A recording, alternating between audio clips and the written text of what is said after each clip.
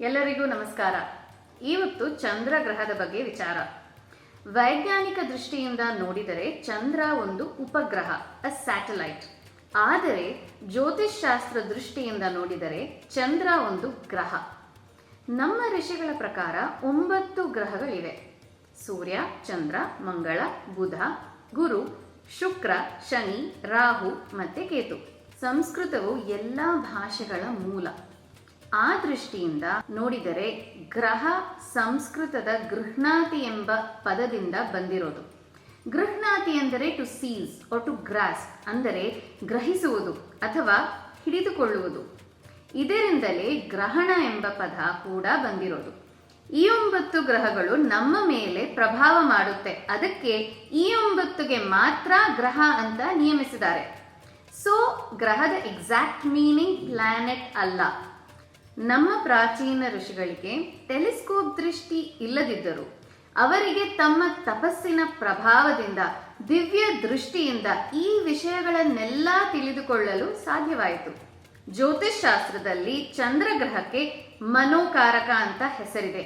ಸೂರ್ಯ ಆತ್ಮಕಾರಕನಾದರೆ ಚಂದ್ರ ಮನೋಕಾರಕ. ಈ ಹೆಸರು ಹೇಗೆ ಬಂತು? ಅದಕ್ಕೆ ಸಮಾಧಾನ ಪುರುಷ ಸೂಕ್ತದಲ್ಲಿದೆ. ಚಂದ್ರಮ ಮನಸೋ ಜಾತಃ.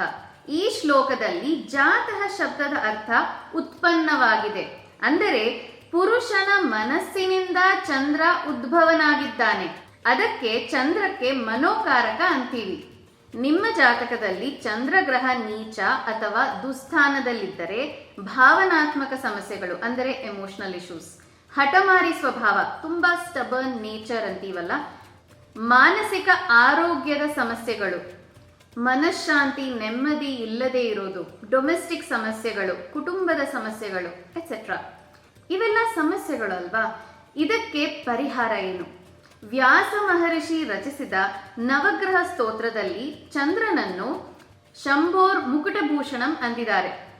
ದಧಿಶಂಕ ತುಷಾರಾಭಂ ಕ್ಷೀರೋದಾರ್ಣವ ಸಂಭವಂ ನಮಾಮಿ ಶಶಿನಂ ಸೋಮಂ ಶಂಭೋರ್ ಮುಕುಟಭೂಷಣಂ. ನಮ್ಮ ಶಾಸ್ತ್ರಗಳ ಪ್ರಕಾರ ಚಂದ್ರಗ್ರಹದ ಒಂದು ಪರಿಹಾರ ಶಿವ ಪಂಚಾಕ್ಷರಿ ಸ್ತೋತ್ರಂ, ಅಂದರೆ ಓಂ ನಮಃ ಶಿವಾಯ. ಇದನ್ನು ದಿನ ಅಥವಾ ಸೋಮವಾರ ಜಪಿಸಿದರೆ ತುಂಬಾ ಒಳ್ಳೆಯದು. ಇದು ಚಂದ್ರಗ್ರಹದ ವಿಚಾರ. ಮುಂದಿನ ವಾರ ಇನ್ನೊಂದು ಗ್ರಹ ಬಗ್ಗೆ ಮಾತಾಡೋಣ. ಧನ್ಯವಾದಗಳು.